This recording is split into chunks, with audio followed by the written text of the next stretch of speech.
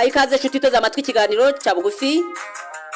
Kandi icyo kiganiro urashobora kukibona kuri application yitwa YouTube na YouTube channel yacu, cyangwa se ukajya no kuri Snaptv ukandikaho Messiah Gospel and Adolphe Salvation Ministries. Urashobora guhita ko ubona ibiganiro byacu uko twabitanze kugeza kuri munsi ndetse n'ibindi minsi yose ikurikiraho tuzakomeza gutanga mbotsa ibiganiro.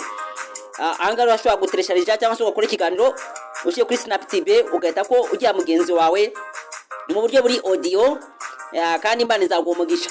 Kandi turabashgira yuko ushobora kujya no kuri email yacu ukatwandikira, aho wandika aho usanga email yacu yitwa Cyabugufi worldwide .mgdcm arobase cyangwa se @gmail.com. aho ngaho ushobora kwajya rero ugahita ko utwandikira, twiteguye rero kukwakira.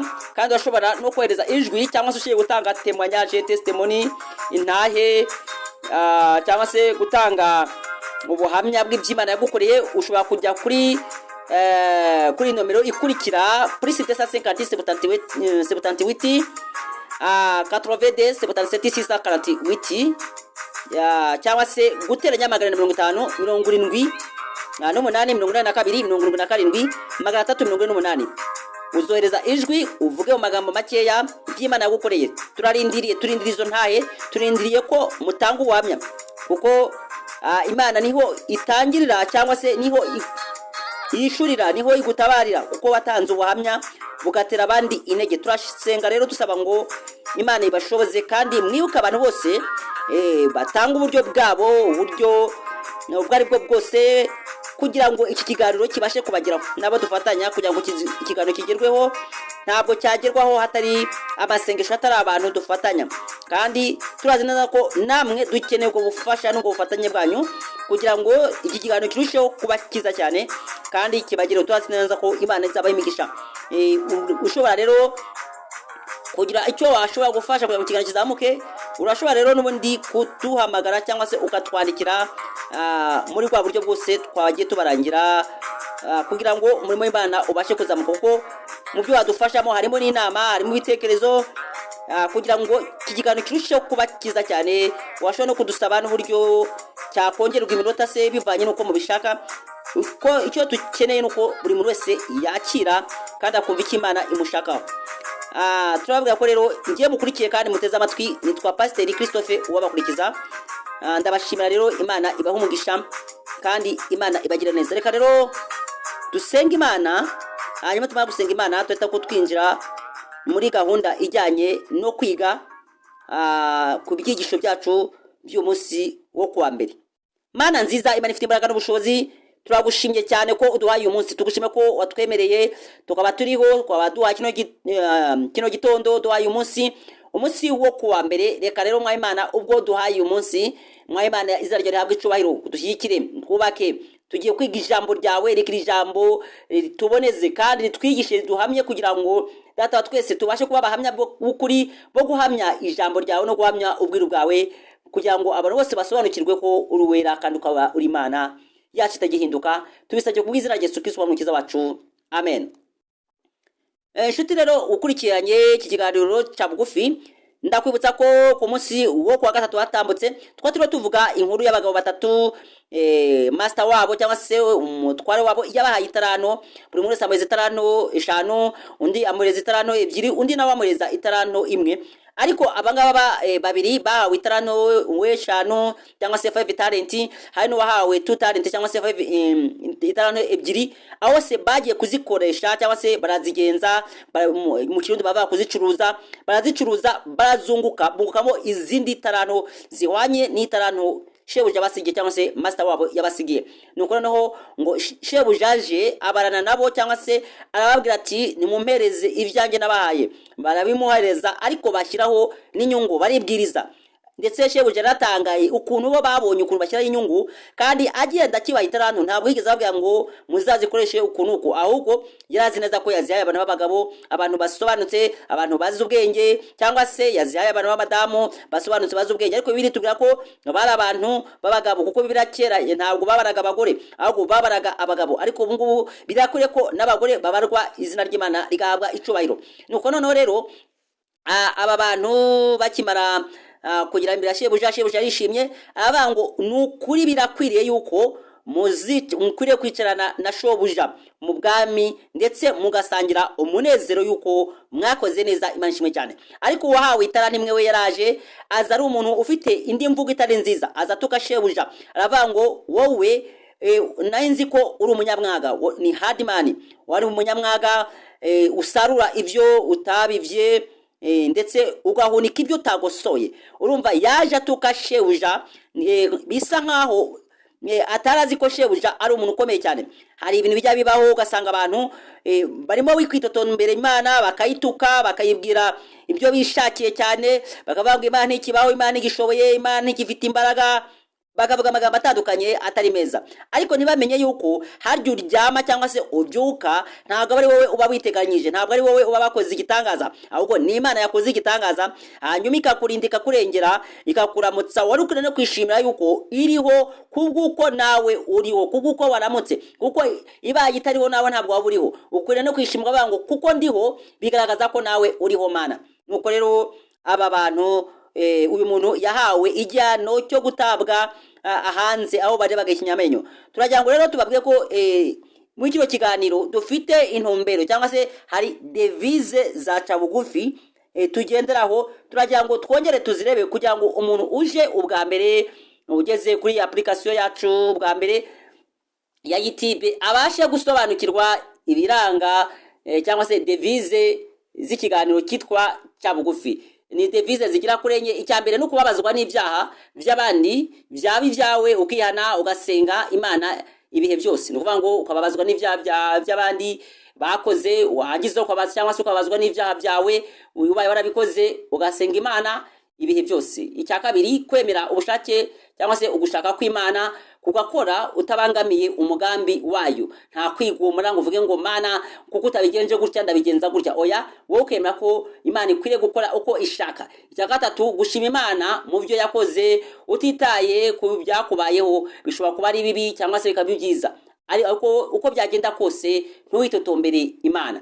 Icya kane, kwemera ko Imana ishoboye byose, naho yaba hari icyo yagukoresheje ukavuga uti Mana ndagushima ko wabashije kunyemerera yuko nanjye uba mba igikoresho cyawe muri gihe runaka, mu gihe iki n'iki, cyo ukagishimira Imana. Imana ishimwe cyane.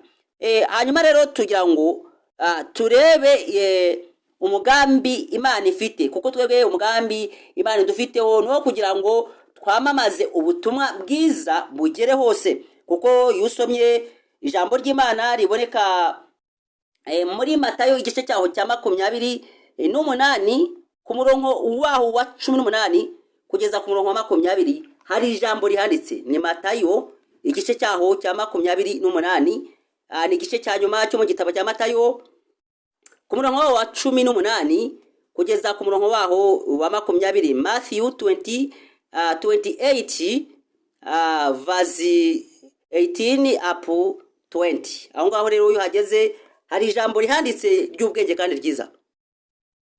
Reka rero dusome iryo jambo, turayisoma mu cyongereza tunashiraho no mu kinyarwanda kugira ngo nibura ribashe kumvikana cyane. Aravuga ngo and Jesus came to say to them, hanyuma ngo Yesu ngo araza ngo arabegera, all authority in heaven and if has been given to me. Arabegera arababwira ati nahawe ubushobozi, nahawe ububasha mw'isi no mu ijuru.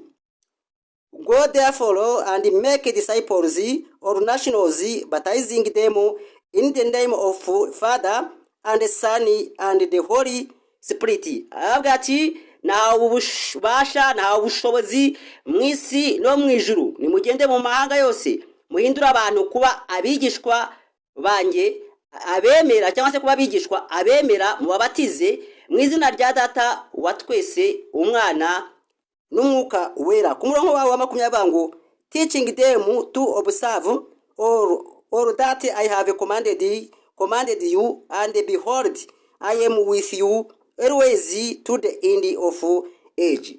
Kandi arabwira ati ndi kumwe namwe ibihe byose kugera imeruka isi. Imana ishimwe cyane. Ni ukuvuga ngo rero iri ni ijambo rituma twese abo muri cya bugufi dukwiriye kwamamaza ubutumwa bwiza. Imana ishimwe cyane. Reka rero turebe ka gace twavugaga ko kuvuga ngo gusenga Imana ibihe byose. Gusenga Imana ibihe byose ni ahantu ni ikintu cyangwa se ni ijambo rikomeye, ijambo rishaka kutwereka ko Imana niyo ifite ubushobozi. Ntabwo ushobora kuganira n'Imana utayisenga, kuko gusenga Imana ibihe byose niho unyuriza cyangwa se ni umuyoboro unyuzamo ibitekerezo byawe igihe ushaka kubibwira Imana. Ntabwo ushobora gusenga Imana cyangwa se ngo uyisabe cyangwa se ubonane n'Imana bidaciye mu masengesho. Umuntu wese waciye bugufi agomba kwemera gusenga Imana ibihe byose, akavuga ngo Mana ndagushima, Mana ndagusenga kuko witwa Imana isumba byose.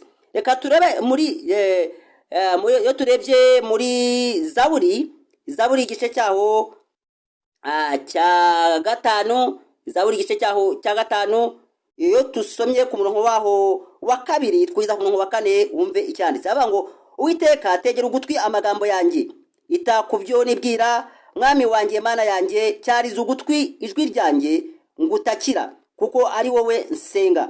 Uwiteka mu gitondo nzajya wumva ijwi ryanjye, mu gitondo nzajya nerekeza gusenga kwanjye kuri wowe, mbe maso ntegereje. Imana ishimwe cyane. Dawidi niwe wanditse iyi Zaburi. Yavugaga ngo Mana tega amatwi, Uwiteka ntega amatwi unyumve, kuko yashaka kugira ngo agaragaze ko agiye gusenga Imana. Ntega amatwi unyumve, buri gitondo buri gihe iki niki nzajya nerekeza imbere yawe senga, kandi mvuge nawe untege amatwi. Ni ukuvuga ngo yasabaga Imana ko izajya iba hamwe nawe ibihe byose. Imana ishimwe cyane. Birakwiriye yuko nawe wumva neza yuko ukwiriye kuzabana n'Imana ibihe byose. Imana ikagushyigikira, Imana ikakurinda. Ikindi kandi gusenga ni ukwinginga Imana. Iyo usomye muri Zaburi igice cyaho cya 55 ukareba ku murongo waho wa kabiri, Zaburi igice cyaho cya 55 ku murongo waho wa kabiri hari ijambo ryiza rihanditse, niryo nifuza ko dusoma. Aba ngo Mana tegera ugutwi gusenga kwanjye, ntiwirengagize kwinginga kwanjye. Ni ukuvuga ngo Dawidi nibyo yavugaga ngo Mana tega ugutwi gusenga kwanjye, ntiwirengagize kwinginga kwanjye. Iyo ukomeje gusoma aho ngaho mu mirongo y'epfo aravuga ngo ku manywa nzajya ngusenga, haba ku mugoroba cyangwa se ku manywa cyangwa se ku murango cyangwa se nimugoroba, aho hose nzajya nkunihira nkwereka ibyanjye. Ni ukuvuga ngo ntabwo umuntu waciye bugufi akwiriye gusenga Imana ngo isaha imwe ngo avuge ngo arasenga Imana mu gitondo, ku mugoroba ntabwo azayisenga, cyangwa se yasenga Imana ku mugoroba, mu gitondo arabyuka nk'inka. Oya, akwiriye kubyuka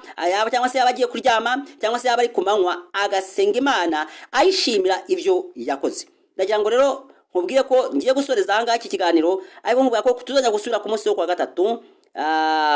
Ku munsi wa gatatu niho tuzongera gukomeza tureba ibiranga isengesho. Ese isengesho rirangwa n'iki, rikurikirwa gute? Aho ngaho nibyo ngusaba kugira ngo uzabe maso ukurikirane uburyo bwo gusenga, kugira ngo Imana izaguha imbaraga biciye muri kino kiganiro. Ndagira ngo rero nkubwire ngo ngiye gusoreza aha ngaha, ariko nkwifuriza kugira ngo ugire ibihe byiza no kuba maso ugakurikirana iyi gahunda ijyanye no kwiga gusenga, kugira ngo umenye ukuntu uzajya wirukana abadayimoni mu gihe bakurwanyije. Kandi turazi ko ndiho azakomeza kubafasha no kubagira neza biciye mu kino kiganiro. Kandi turashimira abantu bose bari muri Cyabugufi Prayers Group kugira ngo Imana ibagire neza, kimwe n'abandi bose bajya bakikirwa na cyo kiganiro. Tubabifurije kugira ngo mugire ibihe byiza. Irindi sango ni ku munsi wa gatatu ngo nabibabwiye, ndiho abane namwe, abane n'imiryango yanyu, kandi abagire neza muri byose. Shalom, ndiho abishimire. Amen.